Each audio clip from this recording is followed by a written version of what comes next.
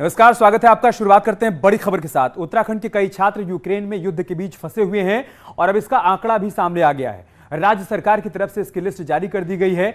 उत्तराखंड के कुल 188 लोग यूक्रेन में फंसे हुए हैं, जिसमें देहरादून के 39, हरिद्वार के 35, टिहरी के 11 और पौड़ी के 19 लोग शामिल हैं।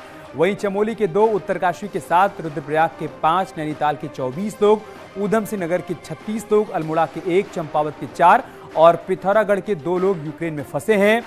टोल फ्री नंबर 112 पर मिली गृह विभाग ने इस बात की जानकारी दी है और सीएम धामी ने कहा है कि सभी को सुरक्षित निकाल लिया जाएगा, सभी को घर वापस पहुंचाया जाएगा। भारत सरकार के साथ लगातार राज्य सरकार संपर्क में है।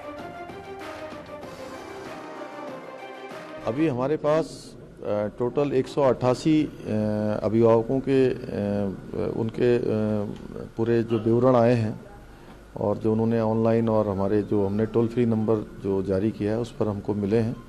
हम सभी के लिए लगातार प्रयास कर रहे हैं। भारत सरकार से भी लगातार हम संपर्क में हैं, विदेश मंत्रालय के भी संपर्क में हैं, हमारा स्थानीय आयुक्त भी कार्यालय भी काम कर रहा है, यहाँ के हमारे अधिकारीगण भी लगे हैं, हम भी लगे हैं।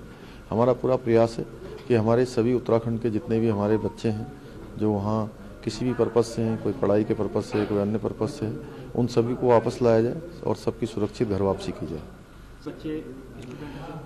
जो यूक्रेन के आसपास के जो देश हैं, पोलैंड जैसे देश हैं, अन्य देश हैं जो उनके समीपवर्ती क्षेत्र हैं, उन क्षेत्रों से चूँकि यूक्रेन के अंदर पूरी तरह से हवाई सेवाएं ठप हैं, हवाई सेवाएं नहीं चल रही हैं, इसलिए जो भी मार्ग होकर जो भी बच्चे हैं या जो अन्य लोग हैं जो अन्य राज्यों में पहुंच रहे हैं, वहां से भारत सरकार के स्तर पर पूरी व्यवस्थाएं हो रही हैं। हमारे दूतावास भी काम कर रहे हैं, अन्य चीजें काम कर रही हैं। सर, अभिभावकों ने साथ में बात की? अभिभावकों से बात की है और हमने कहा है कि चिंतित न हो, हम लोग संपूर्ण प्रयास कर रहे हैं कि बच्चों को सकुशल घर लाया जाए।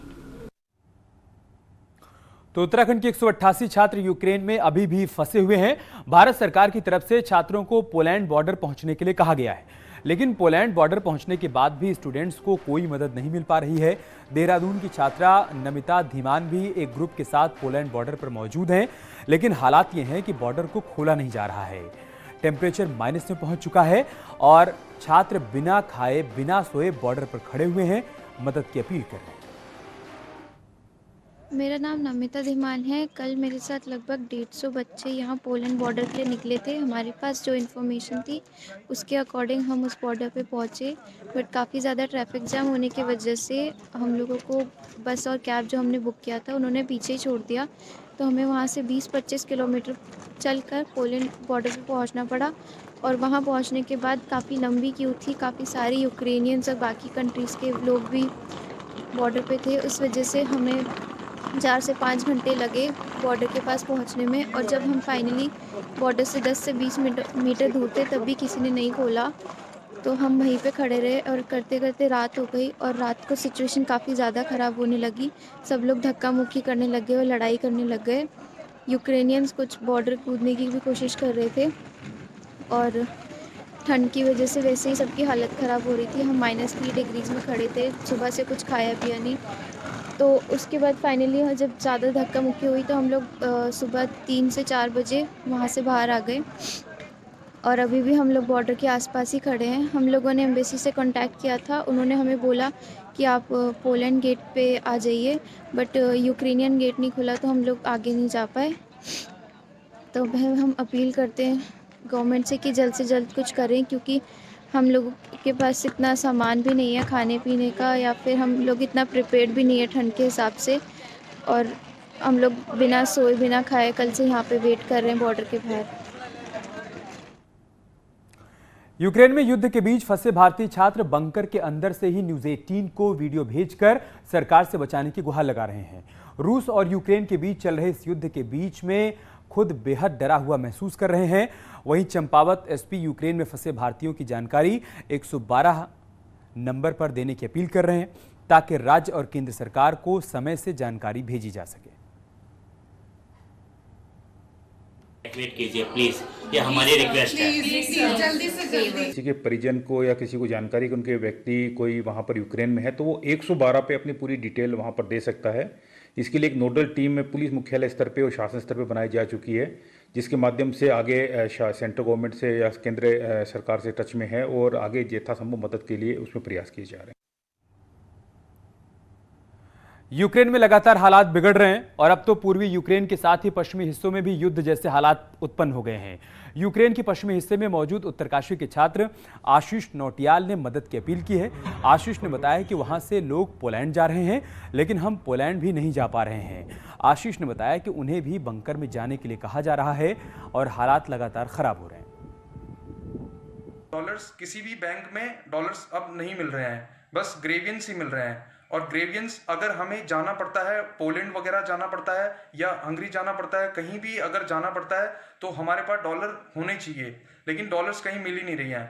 उसके अलावा हम जो अभी सिचुएशन है, हम पीएमओ से, जो हमारे इंडियन पीएमओ है और इंडियन एमएससी है, हम उनसे बस यही अपील करते हैं कि प्लीज़ सर जल्द से जल्द हमें यहाँ से इवैक्यूएट किया जाए। यहाँ पे कंडीशन बहुत बैड होती जा रही है।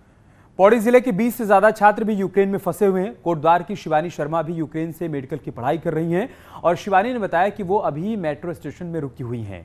शिवानी के माता पिता का कहना है कि जहां पर वो है उसके आसपास से लगातार धमाके हो रहे हैं, इसलिए उन्हें अपनी बेटी की चिंता सता रही है। आपकी बात हुई है लड़की से आपकी? जी, अभी हमने बात की है। मतलब ठीक है, वैसे तो ठीक क्या रहेंगे, मतलब वैसे ही है। कभी बंकर में भेज रहे हैं, कभी वहाँ से अपनी मर्ज़ी से, कभी वहाँ पे दिक्कत होता है सोने में, सो तो पाते ही नहीं है। मतलब वो बस दिन रात में भी वैसे ही ठंड में रहे, ना खाने की सुविधा, ना मतलब उनको बहुत दिक्कत है। मतलब वॉशरूम हर चीज़ की प्रॉब्लम है वहाँ पे। भारत सरकार से अनुरोध करता हूँ कि वो जितनी जल्दी से हो सके बच्चे को सकुशल भारत ले आए।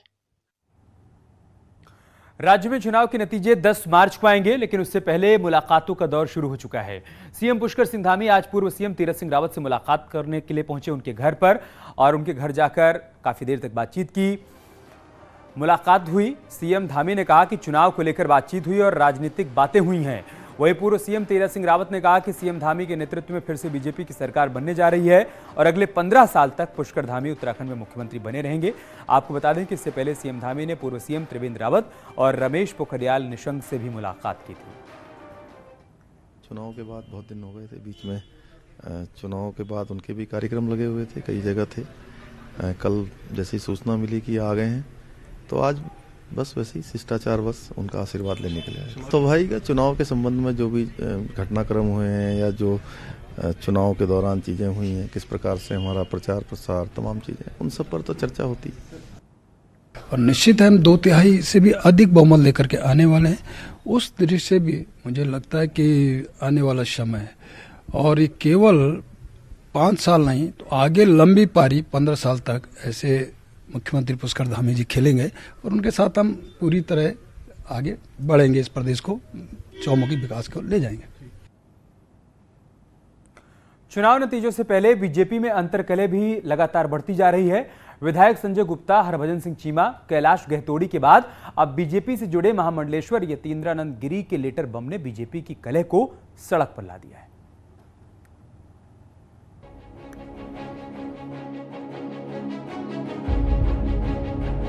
14 फरवरी को वोटिंग खत्म हुए 1 घंटा भी नहीं बीता था कि लक्सर से विधायक संजय गुप्ता ने पार्टी के प्रदेश अध्यक्ष पर निशाना साध दिया। गुप्ता ने प्रदेश अध्यक्ष पर भीतरघात के आरोप लगाए। इसके बाद काशीपुर से विधायक हरभजन चीमा, चंपाल से विधायक कैलाश गहतोड़ी ने भी पार्टी नेताओं पर चुनाव में भीतरघात करने का आरोप मढ़ दिया। अब हरिद्वार से 2009 में बीजेपी के टिकट पर लोकसभा चुनाव लड़ चुके महामंडलेश्वर यतीन्द्रानंद गिरी के बीजेपी राष्ट्रीय अध्यक्ष जेपी नड्डा को लिखी चिट्ठी ने हंगामा खड़ा कर दिया है। गिरी ने अपने लेटर में लिखा है, चुनाव में प्रदेश से कोई भी जिम्मेदार व्यक्ति नहीं था जो ठीक से चुनाव की योजना बना सके।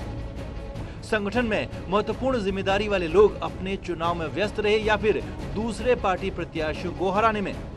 चुनाव में बागी हुए असंतुष्ट नेताओं को मैनेज करने की गंभीर कोशिश हुई ही नहीं। देखिए, हमने सभी लोगों से कहा है अगर किसी को कोई दिक्कत हो तो पार्टी के फोरम पर दे सकते हैं और ऐसी कोई बात नहीं। ये उनका व्यक्तिगत मत हो सकता है और लेकिन मेरा मत है कि ये सार्वजनिक न हो करके एक फोरम पे जहाँ रखना चाहिए अपनी बात को वहाँ रखना चाहिए और वो पर पार्टी हमारी है और निश्चित है कि यदि किसी बात में सत्यता पाई जाती है तो उस पर हम लोग कार्रवाई भी करते हैं। अब कांग्रेस का कहना है कि बीजेपी को इस बात का एहसास हो चुका है कि उनका सफाया होने वाला है और इसीलिए बीजेपी में चारों ओर से आग लगी हुई है। देखिए, भारतीय जनता पार्टी के लोगों को एहसास हो चुका है कि उनकी बहुत बुरी हार होने वाली है। पूरे प्रदेश के अंदर उनका सफाया होने वाला है। इसलिए जो डिसेंट के वर्ड्स हैं, जो असंतोष के जो स्वर हैं, वो पूरे प्रदेश के हर कोने से सुनाई पड़ रहे हैं। अब जो मंत्री हैं, जो मंत्री रह चुके हैं, जो विधायक हैं, और अगर वो इस प्रकार की बातें कर रहे हैं कि हमारे खिलाफ बगावत हुई है, हमारे खिलाफ भीतरघात हुआ है, तो आप समझ सकते हैं, इशारा साफ है कि भारतीय जनता पार्टी हार की तैयारी में अपनी तैयारी कर रही है। और अनुशासन का नारा देने वाली बीजेपी की ये कलह कहां जाकर थमेगी ये तो फिलहाल पता नहीं है, लेकिन इसने बीजेपी नेताओं के आपसी अंतर्विरोधों को जरूर सामने ला दिया है। पार्टी सूत्रों की माने तो 10 मार्च को नतीजे पक्ष में आए तो ठीक, नहीं तो इस चिंगारी की आग कई बड़े नेताओं को झुलसा सकती है। देहरादून से न्यूज़ 18 के लिए सुनील प्रभात की रिपोर्ट।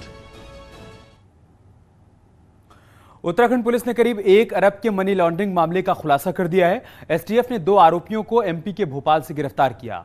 आरोपी रचित और सुरेश यादव खुद को फिल्म प्रोड्यूसर बताया करते थे और विदेशी फिल्मों में पैसा लगाने के नाम पर फर्जीवाड़ा किया करते थे।